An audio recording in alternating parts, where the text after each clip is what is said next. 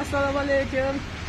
O'zbekiston xotin-qizlari 8-mart bayramini sizlarni tabriklayman. O'zim Yashnobod tumani obodonlashtirish ishlayman. Bugun bizni bayram tadbiriga chaqirgan edi. Koreya ishxonasining ichiga, lekin bergan podarkasini nega o'g'irlab ketyapti, qo'limdan bitta kishi olib qo'ydi. Lekin men o'g'irlaganim yo'q edi o'sha podarkani. Kerak emasdi.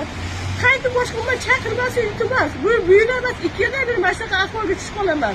Menga birov sadaqasi ham kerak emas, iltimos. Butun O'zbekiston xalqi ko'rsin, iltimos.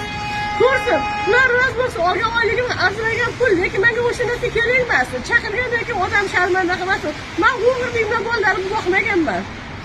Iltimos, shunga chora ko'rishingizni so'rayman. Assalomu alaykum yurtdoshlar. Men o'zim ish joyida Yashnoboddan ishlayman. Bugun bizni tadbirga chaqiruvdi. Koreya ishxonasining ishiga bayram tabrikini bergan sovg'a salomga chaqiruvdi.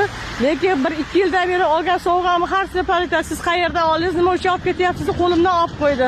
Avvalambor chaqirmasin, chaqirgandan keyin nima qiladi, odamni sharmanda qilib olib qo'yib. 3 soat ko'chada turdik. Mana hozir uyga qaytib kelyapman. O'zim ishxonamga qaytib kelyapman. Iltimos, bundan keyin umuman chaqirmasin.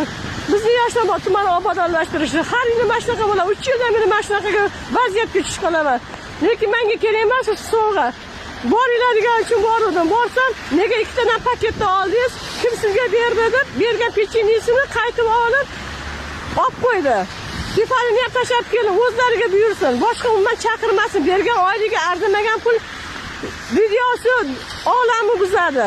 Iltimos, umuman bizni chaqirmasa ham, meni chaqirmasa ham, menga kerak emas ularning sadaqasi.